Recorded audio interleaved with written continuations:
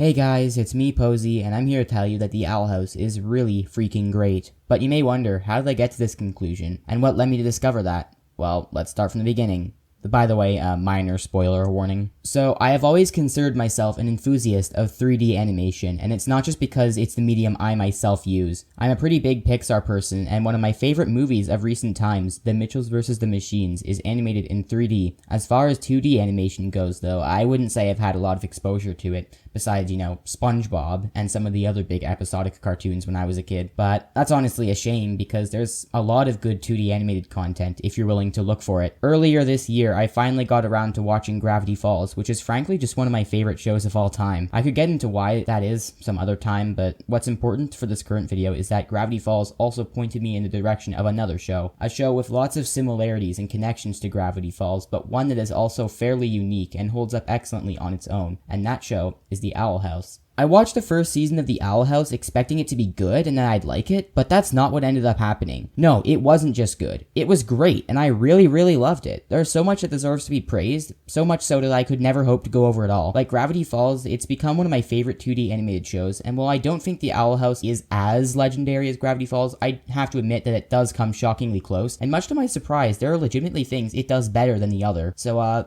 where do I start, really? There's a lot to bring up, but I'll try to make this as well organized as I can. So without further ado, let's get right into this. So basically, The Owl House is a Disney show with 2 seasons created by Dana Terrace, who to my knowledge used to work on Gravity Falls, and is also dating Alex Hirsch, who created that show. So yeah, all things considered, it was only natural that the 2 shows would have some commonalities, with The Owl House taking inspiration from the other. And I must emphasize the word inspiration, because I would never consider The Owl House a copy or a ripoff of Gravity Falls. While they do share some aspects, The Owl House also has many original aspects and takes inspiration from other places as well. So like I said before, it stands out on its own. The story follows Luz Noseda, a very eccentric human teenager who is being sent to summer camp due to her antics and shenanigans. However, instead of going to camp, she discovers a gateway to another dimension and goes through, only to find herself in a fantasy land known as the Boiling Isles. Immediately, she meets an outcast witch named Ida, who takes her to her home, the Owl House. He said it! He said it! At the Owl House, she meets Hootie, who is pretty much the conscious manifestation of the house itself. And then there's King, an adorable tiny demon who also lives there. He's voiced by Alex Hirsch and pretty much talks exactly like Bill Cipher without the added effects. I won't lie, he's probably my favorite character in the whole show just because of how hilarious and lovable he is. Anyway, over the course of the show, Luz eventually enrolls at a magic school called Hexside, where she meets yet more characters. First there's Willow, the quiet and reserved girl who always serves as the voice of reason. Then there's Augustus, or Gus for short, and he's basically a hardcore human enthusiast. And then finally and most importantly there's Amity, who starts off as a cold, bully character but develops into a friend, and eventually a love interest for Luz. At least I hope so, since I haven't been able to watch season 2 yet. Essentially, the show functions in a similar way to a lot of cartoons where the episodes focus on the characters, their interactions, and the wacky situations they get themselves in. However, there is much more than just that, as the show takes a lot of time to focus on world building, lore building, setting up mysteries, and legitimately developing the characters instead of keeping them locked in an endless cycle of making mistakes, learning from them, and then immediately making the same mistakes again the next episode, like other cartoons. It's structured in the same sort of way a show like Gravity Falls is, because although it is still episodic, it also has an overarching story. In my opinion, that is my favorite kind of animated show because it serves as the best of both worlds. I love being able to see characters interact and do all sorts of fun stuff over and over again while also pondering the greater mystery in the background. It's a big part of why both shows worked for me. As far as the main cast goes, the characters are all really great and fun to watch. Luz, for example, serves as an excellent and relatable protagonist. She makes mistakes fairly often and can sometimes be reckless or clueless, but she has a kind heart and always tries to do the right thing, seeing the best in people even when they're at their worst. Luz is the perfect example of a realistic main character because instead of being flawless, she has flaws that she has to overcome over the course of the show, like Katie from The Mitchells vs. the Machines. I guess Luz may be slightly more relatable to me in particular because of her interest in fantasy and fanfiction, but that's pretty much just a cherry on top. Ida's great too. She reminds me a lot of Grunkle Stan from Gravity Falls in the sense that she's a bit of an irresponsible and unconventional parental figure but still cares greatly about Luz at the end of the day. Also, her voice actress does a fantastic job, major props to her. The characters each have varying degrees of complexity and charm, but there's at least something to appreciate about every one of them. Except her, she's the worst. The dynamics between the characters too are just mwah, chef's kiss. I especially like the dynamic between Luz, Ida, and King, as well as the dynamic between Ida and her sister Lilith. But you know, the rest are great too. It's just so much fun watching every single one of them. The comedy is also really great. It's not absolutely laugh out loud hilarious, but the jokes are mostly clever and entertaining, with my favorites being the references to fan fiction and fan culture, seeing as I can relate to those myself. It feels like the writers are incredibly well versed in their fan base, or at least fan bases in general, which is something I can always appreciate. Of course, there is one other character I really do need to talk about, and that's Amity. Now, she is a fan favorite, and I personally think that although King is funnier and more lovable, Amity is certainly the best written character of the show. She honestly feels like an upgraded version of Pacifica Northwest, another Gravity Falls character, although I don't mean to call Amity a copy, because, you know, she's definitely her own character. Really, it's more like Pacifica is the beta test of Amity. They have the same general arc and development, but in Pacifica's case, she was redeemed in like 1 or 2 episodes in the second season, and then sort of sidelined for the rest of the show. Whereas Amity's development from bully to friend to love interest felt way more natural and had superior pacing. Although I still think Gravity Falls is the better show of the two overall, I would say Amity is Pacifica done better, and the Owl House improved on one thing Gravity Falls did earlier. And then there's Lumity, which is just the ship name for Luz and Amity. You see, Luz is canonically bisexual, whereas Amity is canonically lesbian, and as I mentioned prior, they gradually get closer and closer to being a couple over the course of the first season. And thankfully, this does not feel like it was done for the sake of pandering in the slightest. It feels genuine, natural, and as if it were from a place of genuine care. And it was, considering Dana Terrace herself is bisexual, as are several crew members who helped her out. But I digress, Lumity is just an amazing ship, and it's one I'm not ashamed to admit I wholeheartedly support. Honestly, Luz and Amity are just the perfect couple if you ask me. In the earlier episodes, Luz helps bring out the best in Amity, shattering her icy exterior and allowing her to open herself up to people again. As a result, Amity develops a massive crush on her, and in exchange she helps ground Luz in reality whenever she needs it. It's really fun and sweet to watch the two of them gradually grow closer and build off each other like a real actual couple, and believe me, as a devout progressive, nothing makes me happier than to see LGBT representation done right in media. Honestly, I'm shocked Disney even allowed this to happen, although as far as I know, they did put up a fight. Thankfully, they lost, because Lumity is just too precious. So enough about characters now, since I need to move on to another aspect of the show I really adore, which is the world building. The Boiling Isles is such a well fleshed out society. There's lots of time in the show dedicated to showing off the world in all its facets. We learn in detail how magic wielders are organized into covens, how the Emperor has a sphere of influence over the Isles, how the different magic academies function, how magic itself functions, and how life is for the average inhabitants. There's lots of diverse creatures living in the Boiling Isles, which is nice because the show could have chosen to be way lazier and make everyone an elf or something, and the world feels quite real, despite obviously being a fantasy world. Some parts of the world building are exposition and some are established via other methods, but regardless, it all works like a charm. And now for the visuals, which is another area the Owl House excels in, from the fluid animation to the excellent backgrounds and scenery to the interesting character designs, which fit their characters perfectly. I love the art style, it works wonders for the show. I think the animation is pretty great and fluid overall, but it absolutely peaks during the fight scenes, and also the scene where Luz and Amity dance together in order to defeat a monster called Grom. Seriously, this just looks so damn nice. Major props to all the artists who worked on this show, they all did an incredible job. Last but not least, I need to talk about the story itself. I have to admit it's nothing groundbreaking or absolutely masterful, but it's still pretty great and engaging. The underlying mystery elements are super intriguing, and a lot of them have good payoff at the end of the season. Even if the story was weak though, it still wouldn't matter, because in my opinion, the characters, comedy, world-building visuals, and all the other aspects of the show would still be enough to redeem it. So yeah, in conclusion, I think the Owl House is wonderful. It's definitely cemented itself as one of my favorite animated shows of all time, right up there with Gravity Falls. It's very clear just how much heart went into it, and I can't wait to see where things go in a second season, once it's available in Canada. If you're interested, I highly recommend hopping on Disney Plus and giving the show a watch. There's just so much to enjoy and so much to love. Major kudos to Dana Terrace and her team, because creating the Owl House might have just been one of the most massive W's I have ever seen. That's pretty much all there is for the video. As always, thanks for watching, and I'll see you all again when the time is right.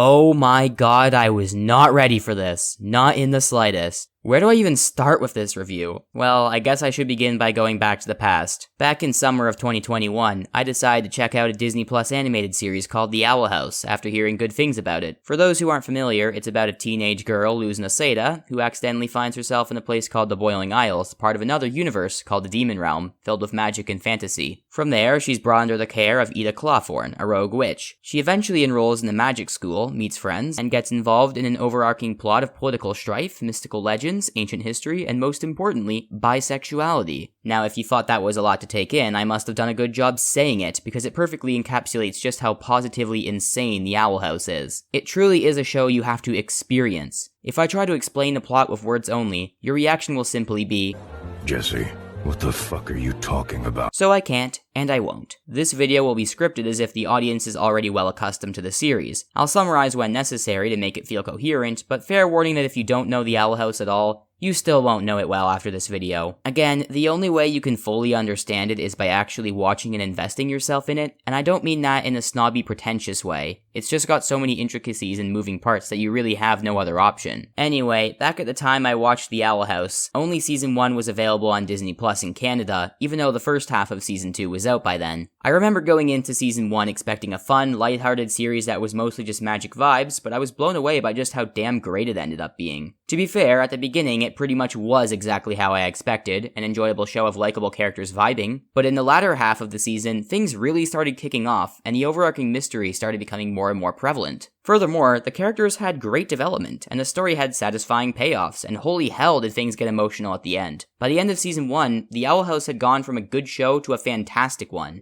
and so I was left wondering, could it possibly get better from there? Well, yes. When I got around to watching Season 2, 18 episodes were already out, and I binged them in a matter of days. Over the course of the next few weeks, I waited patiently for the last 3 episodes, and by the end of May, I had completed the entire second season. So what did I think? Holy mother of God! I am aghast at what I just watched. How the hell is this show real? How is it this awesome? Honestly, it's going to be hard to put this into words because I can't stress enough how much The Owl House Season 2 exceeded my expectations. This time, I went in prepared for greatness. I was ready for a masterpiece, but this was even better. And although it's hard for me to do it justice with words, I'll try. From its story to its characters to its mystery to its creativity, there is just nothing not to love here. I really mean that. But before we get started, obviously there will be spoilers. You have been warned, turn back now.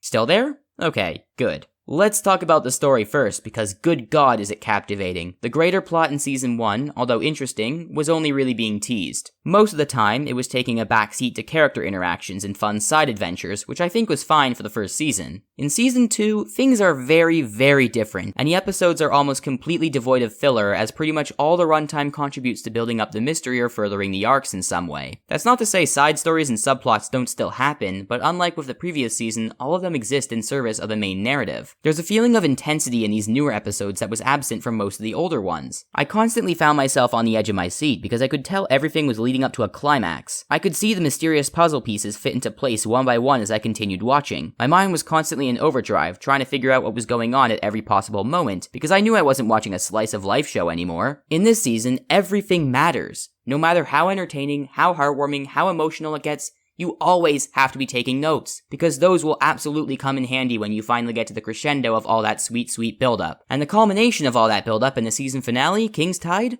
To say the least, it was deeply satisfying, although slightly rushed at the end, through no fault of the show itself and rather through the fault of Disney cutting it short. Either way, the rest of the season did a fantastic job building up to that conclusion, the tension amping up in my mind. That, my 20 active viewers, is my favorite experience when consuming media of all time. It's rare that media ever makes me feel this way. The last time anything did was when I watched Gravity Falls, and even then the experience was slightly hindered by the fact that by then the show had been over for 5 years and I basically already knew what happened. As much as I enjoy stuff like the MCU, which is more of a guilty pleasure at this point considering how terribly written it usually is, I have never ever managed to get invested in anything like that the same way I have with The Owl House. I could just go on and on about how well thought out the show is, but instead of droning on, I'm going to support my argument with an example. Spoiler warning yet again, in Season 2, Episode 12, Elsewhere and Elsewhen, they literally introduce time travel, and somehow it works and doesn't break the story at all. In fact, it solves one of the few plot holes that previously existed in the show up until that point. Yeah, I'm serious. For some context, at this point, Luz is trying to build a portal back home to the human realm by following the instructions laid about by Philip Woodbane, a colonial-era explorer who found himself trapped on the Boiling Isles just like her. She decides she wants to use time travel magic to go back in time and speak to Philip herself so she can understand how to use the portal. There's just one small setback. There's no such thing as time travel magic, and time travel can only be done under very specific circumstances at very specific locations during very specific times. I won't get into the intricacies of it here, but what you need to know is that Luz and Lilith, Ida's sister, time travel backwards a few centuries to meet Philip. After they meet Philip, Luz gets to know him a little and shows him some of the magic glyphs she discovered, such as the light glyph. These were glyphs Philip wasn't aware of before and wouldn't have discovered without the help of time-traveling Luz.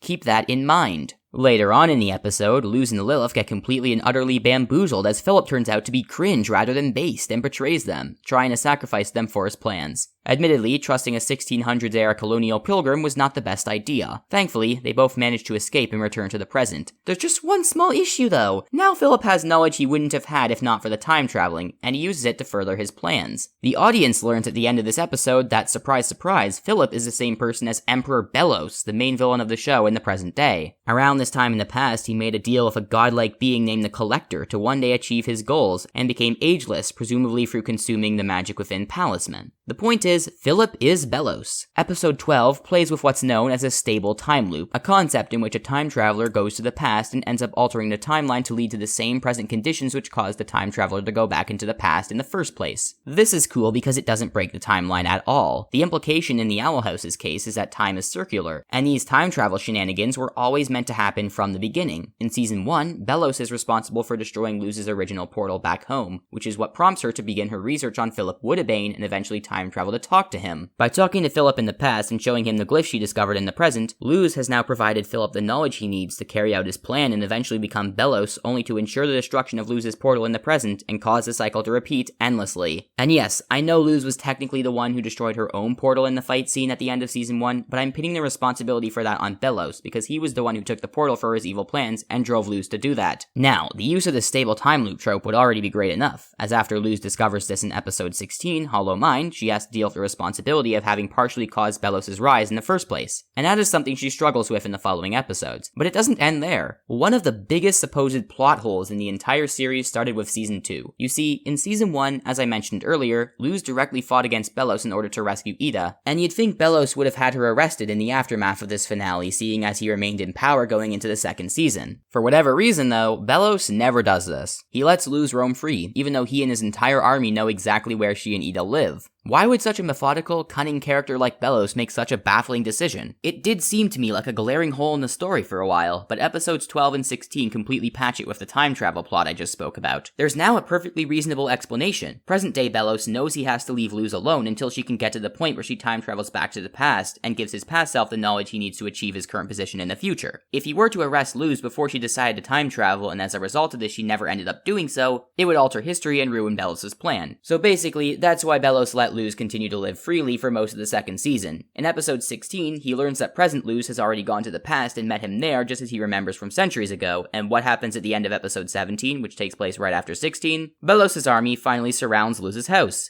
The time loop has been fulfilled, and Belos no longer has to shy away from capturing her or her friends. Honestly, this might be the best usage of time travel as a narrative device I've ever seen. Not only does it function and not break the laws of existence itself, it also serves to enhance the story and explain away previous plot holes. It just goes to show how tightly written the second season is, and it's obvious how much passion and care went into the script. Genuinely amazing stuff, but with that being said, I have little left to say about the story. It's captivating, it's engaging, it's gripping, and the writers never waste time to veer off track. If there's one single criticism I can levy at this season, it would be that again, sometimes it feels a little rushed and cramped with all the insane lore and storytelling. As fans of the series know, last year Disney announced the third season would essentially be shafted and the crew was forced to limit it to only 3 lengthened specials, with the runtime amounting to only 6 regular episodes. I get the impression that when making season 2, the crew probably had a suspicion the executives were going to pull something like this, and decided to condense the story significantly as a result. In any case, it's still amazing though, and I could tell the writers were doing the best they could given the circumstances.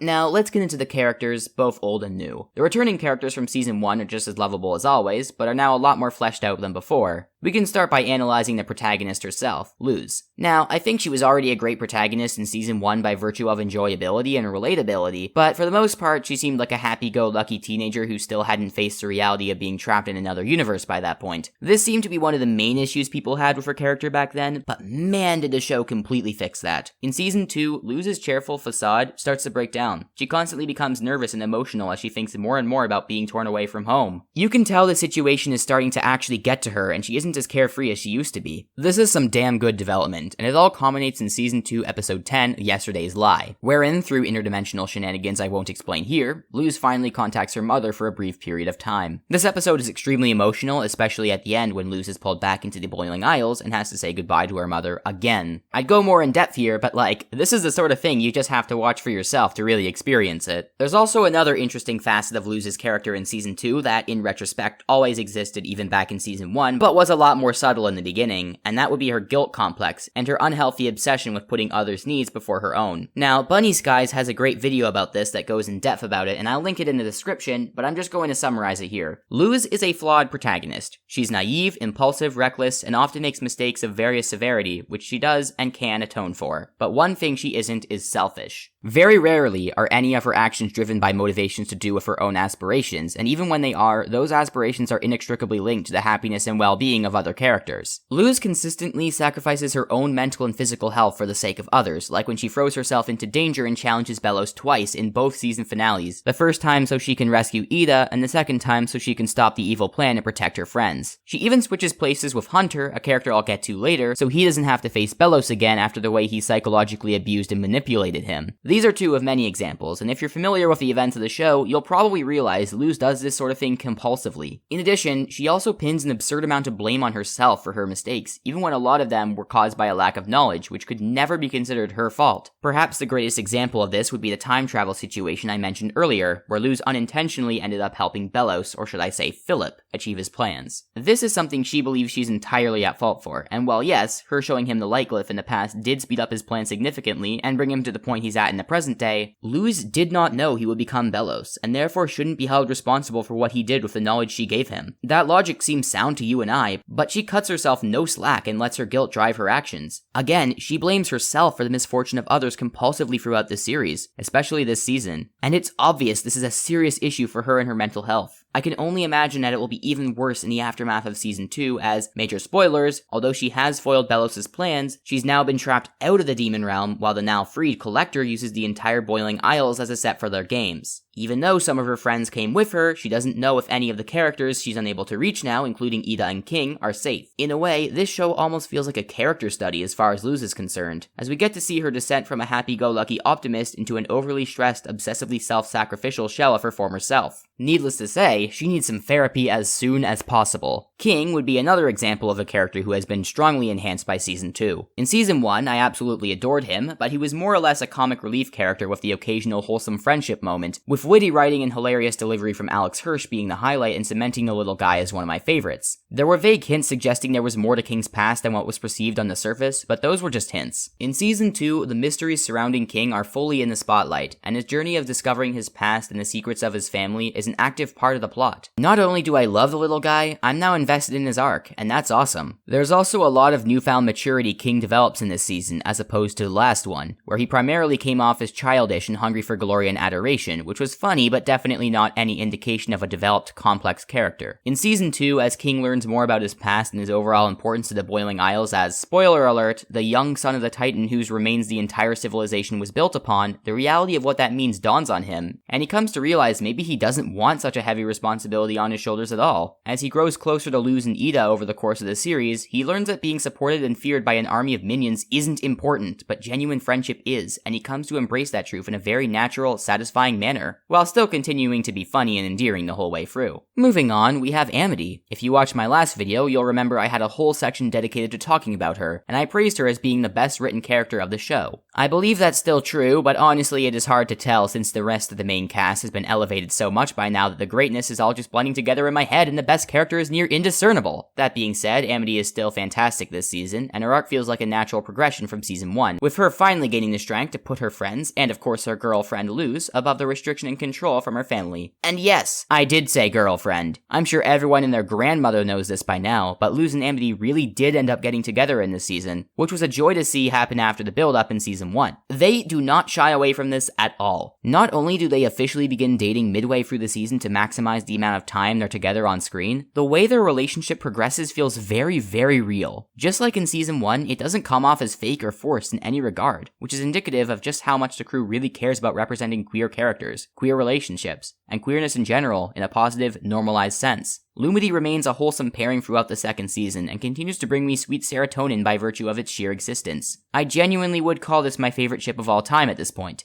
It's just that good. Do I have anyone left to talk about? Oh yeah, of course, I can't forget about Ida, who also has a compelling arc in this season about learning to control her curse and become one with it. Neat stuff, it's definitely a good direction to take her character after season 1, and we also get to see more of her past and more of her childhood friends and family. We meet Ida's mom, who starts off as, I kid you not, a parody of an aggressively anti-vax parent who puts all their trust in weird pseudoscience, although she does learn she's being scammed at the end and comes to her senses. There's also her dad, who isn't really that important, but he does serve as a foil for Ida because she accidentally hurt him when she was in her cursed state and still won't forgive herself for it, even though he forgives her. And then of course, there's Rain Whispers, her casually non-binary ex, and they're interesting too. I honestly find it so cool how LGBTQ+ concepts seem to be completely normalized in the Boiling Isles. Nobody ever raises an eyebrow at Lumity, and people always seem to respect Rain's identity. I'm bisexual just like Luz, and I understand the importance of stories that depict queer characters dealing with homophobia, discrimination, and injustice, but I also like representation in the way the Owl House does it, where queer identity is shown as if it's just a casual, regular thing. It's a great way of tackling stigmas and prejudice, simple as that. Anyway, speaking of new characters introduced in this season, there's Hunter, aka the Golden Guard. Now I gotta say, my boy is a pretty good addition to the cast. He starts off as Belos' right-hand man, and as far as he knows, his nephew as well. Belos is a clinical manipulator, and has for years raised Hunter to be his obedient servant by being heavily critical of him, but just kind enough to keep him from going away. We see him speak like this, and it's frankly quite terrifying. However, Hunter gradually learns over the course of the season that Belos is actually kinda cringe, and that forces upon him a serious emotional crisis. It all culminates in episode 16, Hollow Mind. Hunter finally gets the full realization that Belos is a horrible person in this episode, and all his doubts come true, and he just completely breaks down at the end. It's emotional, and his crisis really makes me care for him. On the flip side, as the season goes on, he also learns to be more open to new people like Luz and Willow, and escape the tunnel vision Belos set up for him, which keeps him just stable enough to keep going and leads to an interesting dichotomy with his psyche. I also mentioned Amity's family a while ago, because in this season, her parents, Odalia and Alador, are properly introduced after being teased in season 1. Her mother, Odalia, is very much an abusive parent who makes Amity miserable by placing absurd expectations on her and forcing her to participate in her business, Blight Industries. She's a clear-cut antagonist and someone Amity learns to stand up to as she goes through her arc, but more interesting is her father, Alador, who's not at all abusive himself, but certainly an enabler of Odalia's action for the majority of the season. It's pretty obvious that while he isn't awful, he isn't exactly a good dad either, often too busy working to spend time with his children and coming across as neglectful. It's pretty easy not to like him, but as time goes on, context is learned as to why he is that way. Odalia is more or less using him for her business just like Amity and overworking him to the point where he's essentially forced to choose his job over his family. He doesn't like it either, and he wants to change for the better, which he begins doing later on in the season. It's not like he's automatically worthy of forgiveness, but he is improving, and that's a lot more realistic. Eventually, in the penultimate episode, Clouds on the Horizon, my personal favorite, he even stands up to Odalia, who's loyal to Emperor Belos, and sides with Amity and the Rebels, which is great to see. There's definitely a lot more that can be discussed with the characters, and if I really wanted to, I could ramble on for hours, but with that said, I think I'm going to move on to other aspects like the world building and the animation. The world building is still great and builds upon that of the first season substantially, and the especially cool thing about that is how every significant thing we learn about the world in this season is directly linked to the main plot, as I said earlier. The Owl House does an excellent job at developing its world and immersing its audience in it. There's so many new cool additions to the setting and the lore, like the Coven Heads, the Titan Trappers, the Collector, Latissa, the previous Golden Guards before Hunter, sports like Flyer Derby and the Bonesboro Brawl, cultural practices and traditions on the Boiling Isles, the Philip Woodabane backstory, all sorts of stuff. It's fantastic. As for the animation, it's an improvement from the first season as well, with even more fluid fight scenes and awesome moments. Again, just as I said in the video on season 1, I love the art style of the show, and the character designs continue to be great as well. So is the music too, which really fits with the style just like the music of the first season. Of course, there's also background details that tease some of the mysteries still yet to be concluded, especially in episode 16. The murals in this episode seem to depict a whole other story on their own, which I think is so cool. Once more, I have to state just how much care is put into the Owl House and its lore. Every little detail is a joy to spot and a joy to theorize about.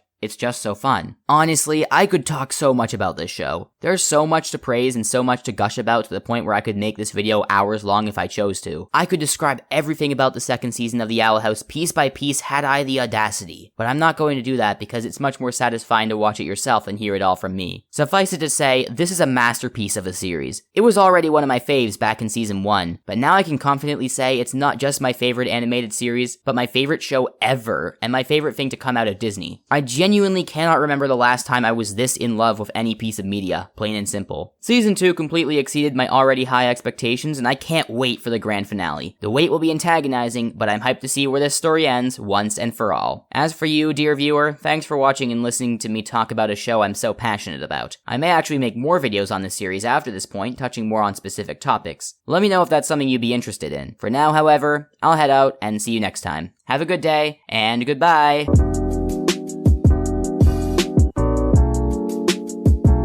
Well, everybody, it's Jover. As of April 8, 2023, my favorite Disney show, The Owl House, has officially wrapped up its third and final season, and goddamn, what a way to go out. It has been a wild ride, I gotta say. In spite of some problems I have with the third season, I really like it overall and feel as though it was not just sufficient, but a great conclusion to the series. And since I made a video on Season 1 and a video on Season 2, you should watch those by the way, Destiny dictates that the video on Season 3 must follow. As such, today I'll be delving into my thoughts on the final specials. If you're not familiar with The Owl House, you should definitely click off the video and go watch the series, or at least read about it or watch other videos or something, because I'm going to be jumping right in and spoiling tons of things throughout this video. I'm making this for people who are already fans of the series, not newcomers, so do be aware of that. I will be kind enough to at least explain the basic premise of the show, but I feel too lazy to write it again, so I'll just refer back to my Season 2 video. For those who aren't familiar, it's about a teenage girl, Luz Naseda, who accidentally finds herself in a place called the Boiling Isles, part of another universe called the Demon Realm, filled with magic and fantasy. From there, she's brought under the care of Ida Clawthorne, a rogue witch. She eventually enrolls in a magic school, meets friends, and gets involved in an overarching plot of political strife, mystical legends, ancient history, and most importantly, bisexuality. Now, I go more in depth in that video and the one before that, but to put it simply, The Owl House is an amazing show with an already great first season that pales in comparison to a god-tier second season that absolutely blew me away when I first watched it in 2022.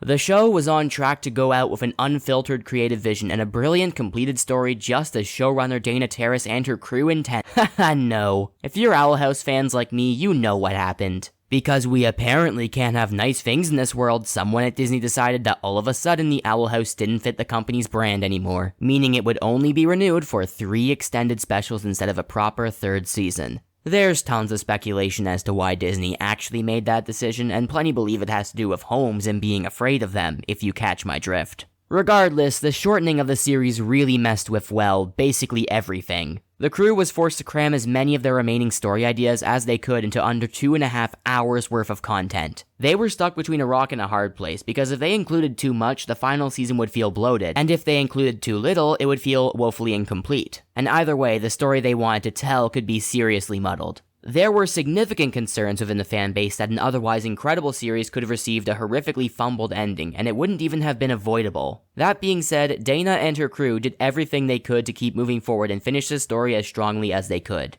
October 2022 rolled around, then January 2023, then April. This April. The specials came out one by one, and now that things are all wrapped up, I can say with absolute certainty that the crew really did go all out. They stuck the landing, and while it's not perfect, given the circumstances, it is a genuine miracle that the third season is as great as it is. So, without further ado, let's get right into it. The first Season 3 special is Thanks to Them, which takes place entirely in Gravesfield, Luz's hometown on Earth. The protagonists, namely the Hex Squad including Luz, Amity, Willow, Gus, and Hunter, have been trapped out of the Demon Realm and the Boiling Isles, where the Collector poses an emerging threat to just about everyone else they know and love, having nearly just killed the main villain of the show, Emperor Bellos. For Gus, it's his dad. For Willow, it's both her dads. For Luz, it's her witch mom Ida and little brother King. For Amity, it's her dad and her siblings, but not her mom. Definitely not her mom. For Hunter, actually, I don't think he had anyone back there except maybe Darius, who is probably the closest thing to a dad he has in the show. And if you counter with Bellos, I'm hunting you for sport, because fuck you. So needless to say, the stakes are pretty high, and going into the special, I was expecting it to be mostly somber and serious for its 44-minute runtime, but surprisingly no. Thanks to Them is peppered with all sorts of fun and lighthearted moments, especially since the crew made the decision to timeskip forward 6 months and establish that the Hex Squad has been working on a way to return to the Boiling Isles for a while, in addition to growing closer with Camila, Luz's human mom, and V, Luz's basilisk adoptive sister. In the process, they're making new memories in Gravesfield, and I like that a lot. Despite how dark the series can get at times, these are still kids we're talking about, and it's nice to see them goof around a fair bit rather than being hyper-focused on getting home and stopping the Collector at every possible moment. Obviously, that's still a huge part of the special, and you never forget that when watching, but it doesn't have to be at the forefront of your mind either, which speaks to the ability of the writers to perfectly balance tone, mood, and atmosphere. Going in, I also expected Gravesfield to not really be an interesting setting compared to the Boiling Isles, which is where most of the show takes place, but I was pleasantly surprised by how little the change in scenery bothered me. Gravesfield is honestly a pretty neat town, and the way various aspects of the setting blend into the story and help the Hex Squad along their journey to get back home is equally neat. Plus, it's hilarious seeing the Hex Squad get into all sorts of shenanigans involving them not understanding human things, and the fish out of water comedy significantly strengthens the episode. It all works so well, and I'd actually really love to see more of these characters in this setting in potential expanded universe media like graphic novels, for instance. Gravesfield? More like Greatsfield. Except for Jacob, who single-handedly lowers the quality of the entire city by being there. Pack it up, shitwit. Now, I don't think I'm being bold or controversial when I say the character work was the strongest part of Thanks to Them, mostly with Camila, Hunter, and especially Luz, who understandably gets the majority of the focus. After all, this special is directly continuing the trajectory of Luz's arc from Season 2, Episode 10 onwards, and serves as the beginning of its culmination. It was absolutely the right choice to give her the spotlight here, and the idea that she doesn't want to return to the Isles because she feels she helped doom them in the first place by going back in time and unknowingly assisting Bellows feels right for her character at this point in the story. Additionally, I love all the insight we get into Camila's thought process and her side of her relationship with her daughter, which helps us understand why she acted the way she did in earlier episodes and makes her a much more sympathetic and lovable character, even though I would argue she was never dislikable in spite of the mistakes she made. I would say my favorite scene in Thanks to Them is the scene of Camila watching the videos on Luz's laptop where she vents out her frustration, leading to her accepting responsibility for contributing to Luz's self-doubt and work toward being better by building her up and supporting her like she always meant to deep down.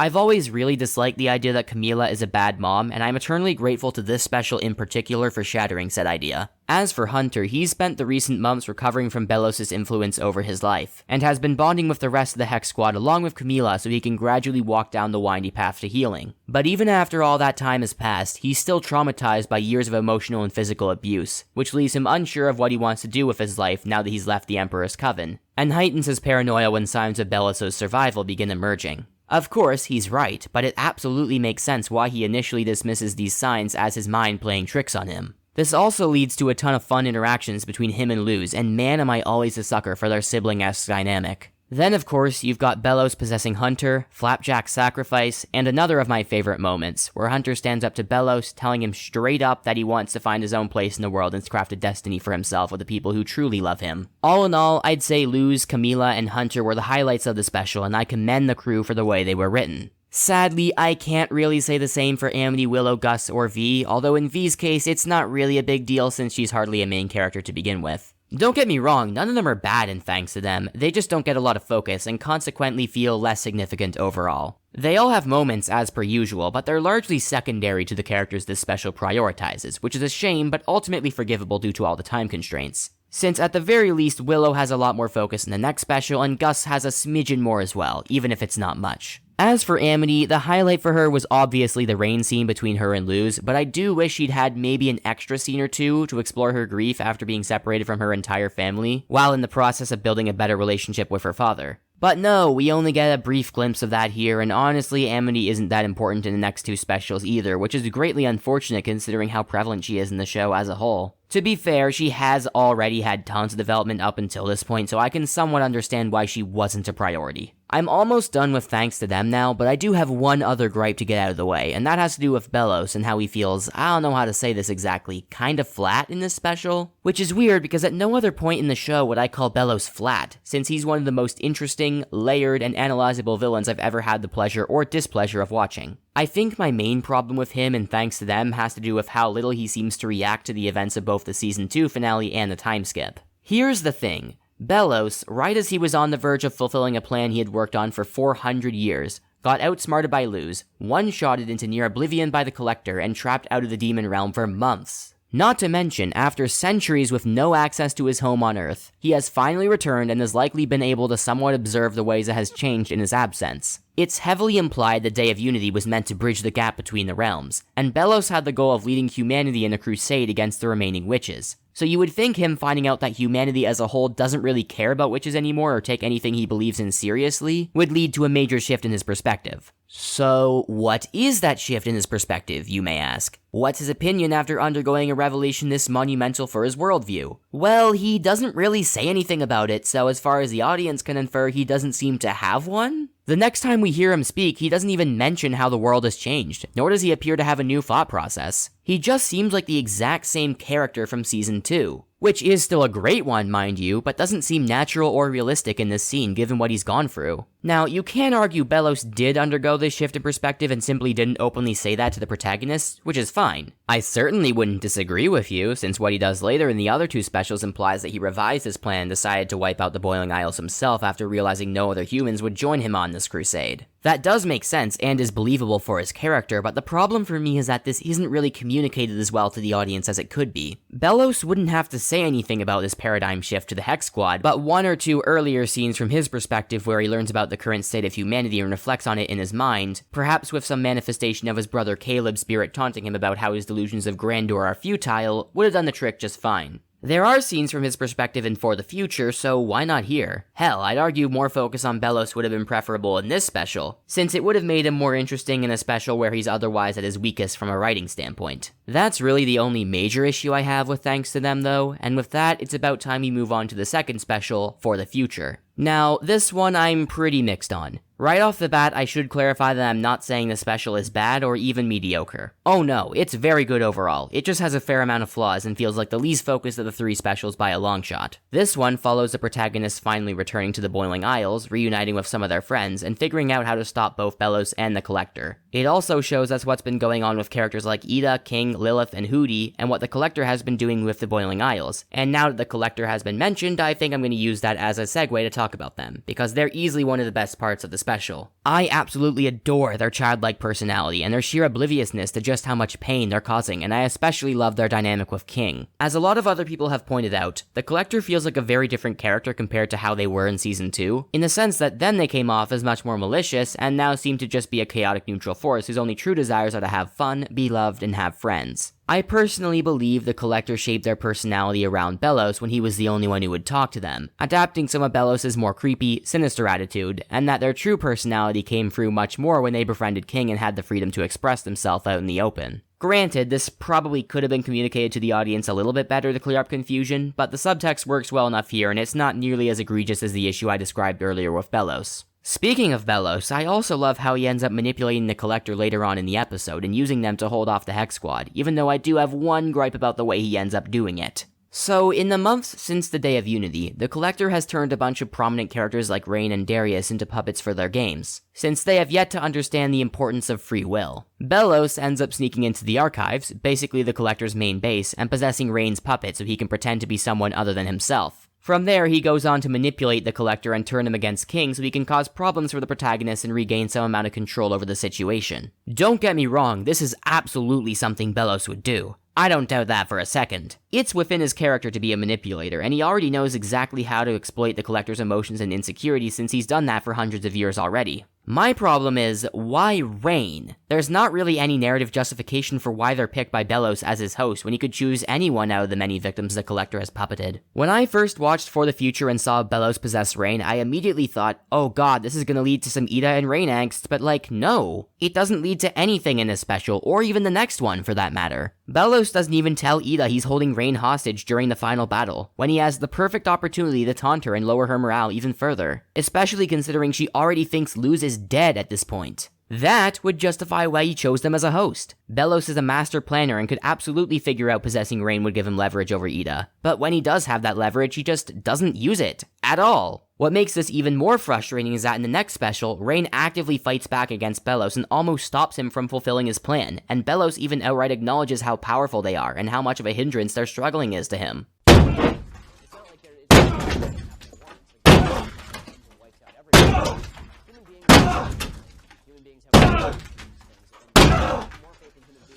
Well then, why did you choose them, Belos? Plot convenience? Gag aside, that honestly does seem like the reason to me. The narrative fails to justify why Belos would choose Rain as his host despite knowing they're strong enough to put up a fight against him instead of choosing literally anyone else who couldn't resist nearly as much. And I'm left to believe the writers just really wanted Rain to be in the finale and use this as a plot device to get them there. And believe me, I have no problem with Rain being in the finale. I'm just disappointed their presence in the finale wasn't justified in a natural way. What really irks me about this is that it would have been such an easy fix too. Just have Belos taunt Ida about Rain a little bit in the final fight to lower her morale. That's it. It would explain why Belos selected Rain as his host, that being to get under Ida's skin. I can excuse most issues in these specials with time constraints, but this one I absolutely cannot because of how much of a simple fix it would have been. Literally just give Belos a couple extra lines, come on! Now, I will say this is just as much of a problem with the final special, Watching and Dreaming, as it is with For the Future. For the Future sets up a plot point that isn't narratively justified, and Watching and Dreaming fails to continue that plot point in a way that makes it narratively justified. So the whole thing just falls flat and feels like setup with a frankly underwhelming payoff. I debated moving this whole complaint section to the point in the video where I talk about the finale, but I ultimately decided to get it out of the way here so I could be almost entirely positive there, since I really love the finale.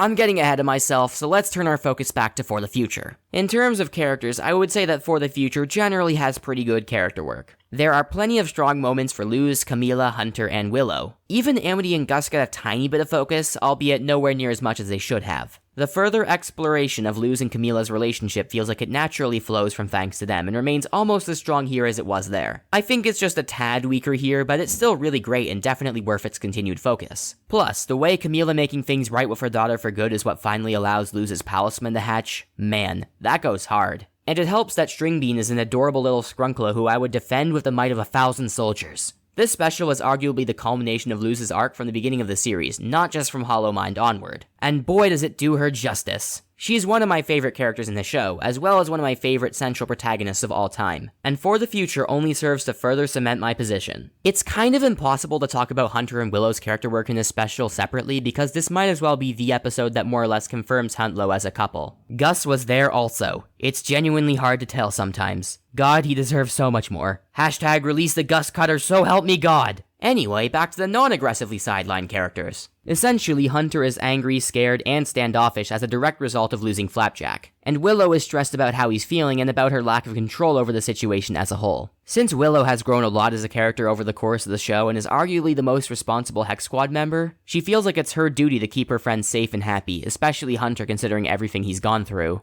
Gus also wants to help out, although again his perspective isn't delved into nearly as much as Willow's. Hunter knows and appreciates his friends, but isn't in the right headspace to properly voice those thoughts yet, which makes them even more stressed. This all culminates in Willow having a breakdown and losing control of her powers after being attacked by Basha. Yeah, fucking Basha is in this special, we'll get to that. Anyway, Hunter and Gus manage to get through to Willow and bring her back to reality, and Hunter tells her just how much she means to him, while also discovering that he has absorbed Flapjack's teleportation powers in the process in tandem with this point of development for his character. That shit is neat as hell, let me tell you. Again, For the Future is basically the Huntlow episode. They never actually confess to each other or kiss or anything like that, but they do hold hands and you can tell how much they care about each other through their actions and dialogue alone. As for Ida, King, and Lilith, I thought they were mostly handled well in this special, even though they don't really have that much to do, with the exception of King, who is trying to reason with the Collector throughout the episode. I do think it's a bit unfortunate that Ida and King were reunited so quickly after the finale of Season 2. For the viewers, I mean. Obviously, for the characters, it's very fortunate. I just think maybe it would make the reunion with Luz in the next special hit even harder if all 3 core members of the Owl family were separated for months, rather than 2 of them being separated from the 3rd.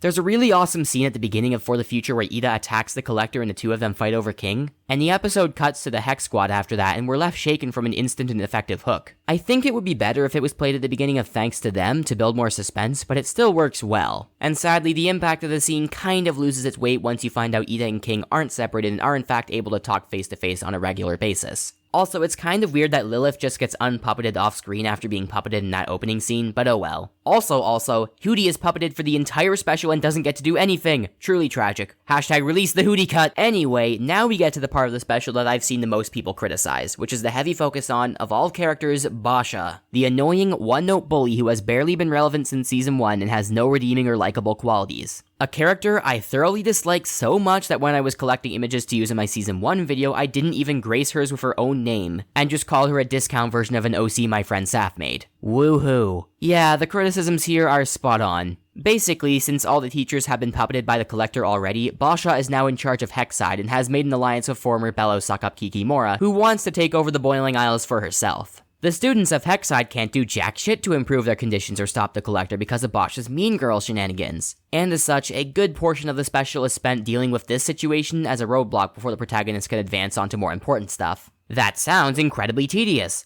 And it is. Way too much time is spent on this plotline that frankly doesn't do much to serve the main story and takes away the opportunity to give more development to the characters who actually need or deserve it. Some more focus on Amity or Gus would be great. Hell, even some more focus on Ida or Lilith would be nice, but not fucking Basha, whose significant presence in the episode barely does anything to serve its plot or characters. She does help advance Willow's development by contributing to her stress at one point, but Willow's stress could still very easily be a plot point without Basha's involvement, since most of it comes from the overall situation at hand and not from any specific person. It's not even like Basha has a good or compelling arc of her own. Her arc is basically that she misses Amity being part of her friend group and also misses her Grudgeby teammates who got puppeted by the Collector. And thus she wants to feel in control of things again, hence why she allied with Kikimora, and then the culmination of her arc is Amity telling her, hey, I get it, but maybe you shouldn't ally with an unhinged imperialist who's willing to kill us all so she can rule over the Boiling Isles and remake it in her own image. And Basha being like, oh, shit. It's remarkably simple and unengaging, and it doesn't even make me like Basha. Because choosing not to be allied with Kiki anymore is the absolute bare minimum standard of morality she has to achieve to not be a completely irredeemable piece of shit. That doesn't make her a kind person or redeemed, it just makes her marginally less bad than she could be. This whole subplot just feels like such a waste of time when there's already so little time left to wrap up the journeys of much more important characters and arcs. It'd be a fine mini-arc for a full Season 3, but if I'm being brutally honest, it should not be here in the shortened version we have. And the fact that it is here is unfortunately a major fumble on behalf of the team. I feel mostly the same way about Kikimora as I do with Basha. She doesn't really deserve the priority she has in this episode when it comes to focus. But to be fair, I enjoy Kiki a lot more than Basha just because of her sheer unhinged gremlin energy, so I think the time wasting is a bit less egregious in her case. Still, I feel like her character would be fine left as it was after King's Tide and would prefer a myriad of other characters getting the spotlight over her. If you're gonna bring back any side villain as a significant threat in the penultimate episode of the show, why not Odalia? A final one-on-one fight between her and Amity would be cool, considering Amity barely gets to do anything in any of these specials. But whatever. It is what it is.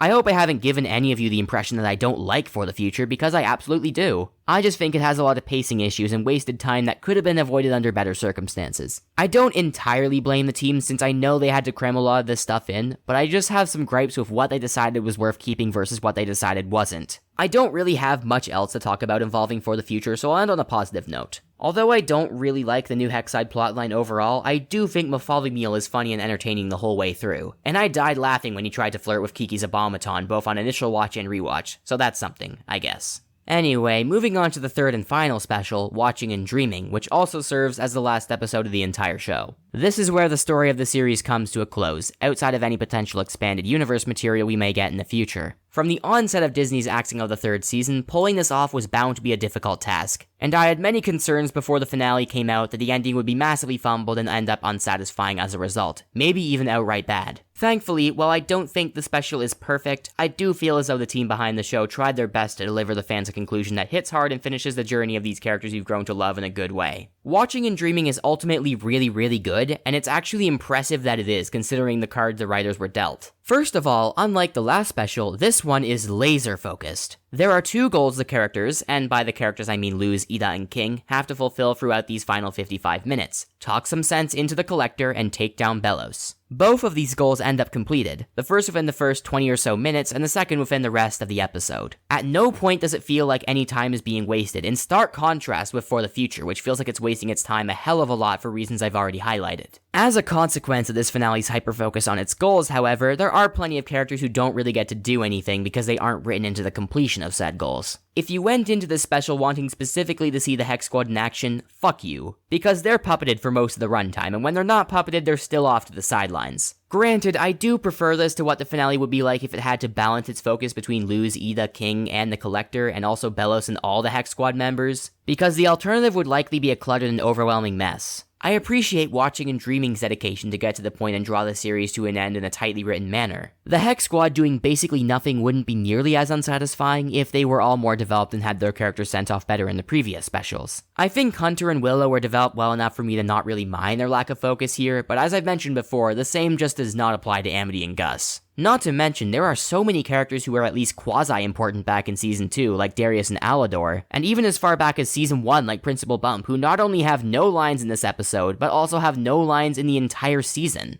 Like, damn, that's just kinda sad. I imagine if it weren't for time constraints, they actually would have played more significant roles, but sadly Disney cannot let us have nice things. Hashtag release the Darius cut. Hashtag release the Alador cut. Hashtag release the Bump cut. Hashtag release the Eberwolf cut. Hashtag release the Lilith cut. Okay, I'm getting off track. Back to the actual episode at hand. So right off the bat, the Collector continues being an excellent character in this episode. And I also think this is the one that officially got me hooked on their character. Don't get me wrong, they were entertaining in For the Future and before that, but I really like how they explore the loneliness and isolation they feel after having no one but a manipulative dictatorial scumbag to call their friend for 400 years. And having been seemingly abandoned by their own kind, the Archivists, even longer ago. It does kinda suck that outside of this brief backstory mentioned in the Collector's dialogue, we don't really know anything about the Archivists, but that's definitely a consequence of the show being shortened, and I imagine the team will be more than willing to make supplementary material like lore books, for example, that will delve into them and their history better. In any case, we still get enough information on the Archivists to feel for the Collector, who truly turns out to never have actually been a malicious force, but rather someone who is in the wrong place at the wrong time. As we later come to learn, the Titan, King's dad, mistook them as another Archivist and trapped them, since the Titans and Archivists were at war. They never got the chance to grow up and mature like a normal child would. And the fact that they're only able to be stopped because Luz finally extends to them the empathy and understanding they needed all their life is just mwah, chef's kiss. My favorite moment with them has to be when they try to extend the same empathy and forgiveness to Belos as Luz did to them, and even though it is pretty funny how Belos immediately rejects this gesture and tries to assassinate them, it's nice how Luz rescues them and tells them they did well and tried their best. Because yeah, they did, even if they were being a little naive. It's also incredibly fucked up that the Collector had to learn grief by experiencing it for the first time when Luz quote-unquote dies. Yeah, she comes back and all, but it isn't the Collector who brings her back, and they still learn that they aren't able to just fix people like toys as they previously assumed. So overall, this special really got me attached to the Collector as a character, not just on an entertainment level, but on an emotional one as well. Since we're already focused on antagonists, I'll move on to talking about Belos, who I also thought was handled excellently in this episode, save for the issue I mentioned earlier with him possessing Rain, which is not solved in the slightest by this episode when it easily could have been. Seriously, just have him taunt Ida, is that so hard? Also, one more small gripe.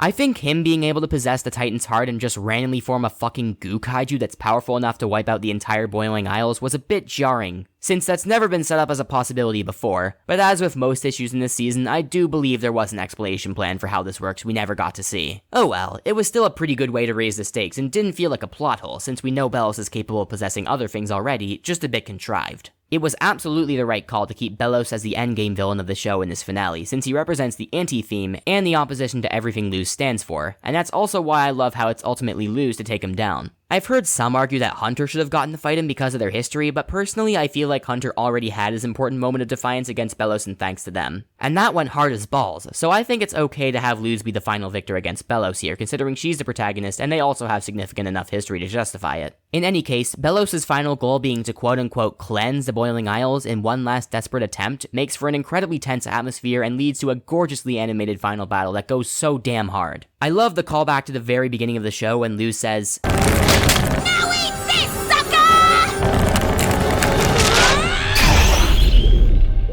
But I especially love the final scene just before Belos' death, when he tries to manipulate her one more time, only for her to stand defiantly and watches the acid rain slowly eats away at what's left of his soul. And then he gets stomped to oblivion by Ida, King, and Rain, which is just hilarious. In my opinion, Belos' death on a thematic level is perfect. For countless years, he's built an image around himself as a grand, noble ruler, crusading against destructive and violent wild magic. But now, that facade has been stripped away, and he has nothing left but his true colors as a pathetic, bigoted old man who refuses to change with the world around him. That's why I'm so glad he didn't go out epically. He didn't deserve it. He's a pitiful person, and once he lost all the respect and dignity he'd manipulated and schemed his way into getting in the first place, there was nothing left but the rotten core. And of course, when you're finished eating an apple, what do you do with that rotten core? You throw it away, unceremoniously, and without fanfare. Simple as that. From a writing perspective, Belos is one of my favorite villains of all time, but from an in-universe perspective, he's just like a rotten apple core, and due to that fact, I could not be more satisfied with how he went out. I'm also really glad the core trio of the Owl House that defined its early episodes and remained integral to the show for the rest of its length, that being Luz, Ida, and King, was such a heavy focus of watching and dreaming. I wouldn't say they get any new development, but that's fine in my eyes since Luz has been developed heavily in the last 2 specials already and throughout the entire show. And Ida and King's arcs have more or less already culminated in Season 2. There isn't that much more to do with these characters, especially with such a crammed 3rd season. So it's just nice to see them coming together one last time for a desperate stand against Belos, and to see them fight side by side like in the very beginning. Everyone and their mother has been saying this already, but the design of Luz's Titan form is awesome. And I also really like the Titan she meets in the in-between, even though we don't get to see or hear much from him. My friend Lobato told me he gives off Major Sand's Undertale energy, and I honestly think that alone is enough to make him a certified epic character. Additionally, it was cool to see Rain get in on the action a little bit since they don't really have that much time to shine in the show as a whole, even though their presence in the finale feels a bit contrived due to the lack of logic behind Belos choosing them as a possession host. Nevertheless, their presence is by all means welcome. Another thing I want to talk about before getting to the epilogue is the dream sequence, which consists of a bunch of nightmares the collector subjects Luz, Ida, and King to, which correspond with their worst fears. For Luz, it's being similar or comparable to Belos. For Ida, it's being treated as a monster and a burden by her family. For King, it's Bill.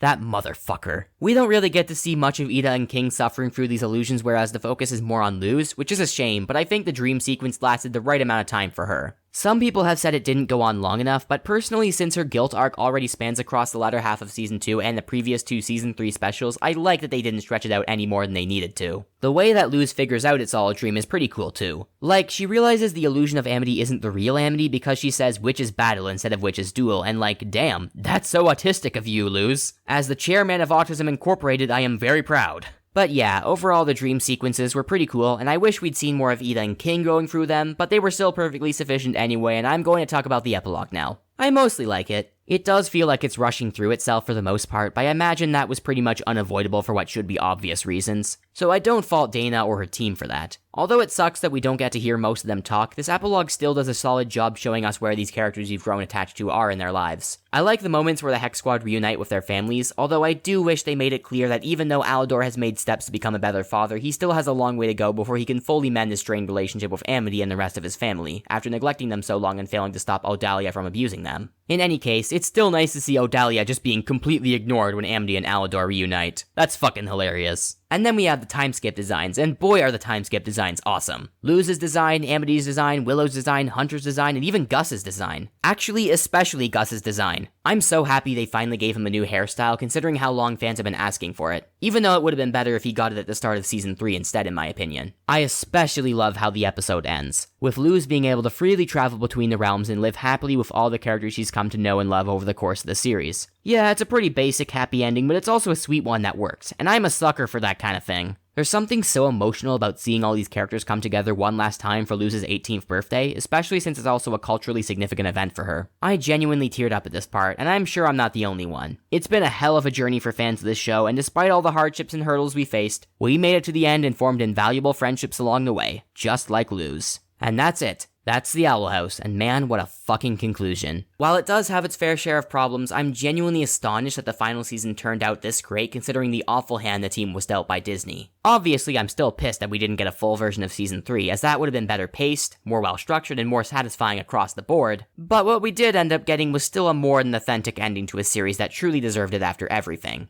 I'm not sure if I'd call this my favorite show anymore, since Mob Psycho 100 and Breaking Bad definitely serve as competition, but it is nonetheless my favorite show under Disney's umbrella, and it has left a unique impression on me that no other show has. I'd once again like to thank Dana and her team for everything. From the very beginning, they crafted this show with every ounce of their love and passion, and even though it's not perfect, it is beautiful to so many people, including myself, even in its imperfection. One might even call it beautifully imperfect. Almost like that's the title of the video or something. Anyway, thanks for watching. I'm now off to manufacture an entire complete version of Season 3 entirely in my mind. See you next time, folks.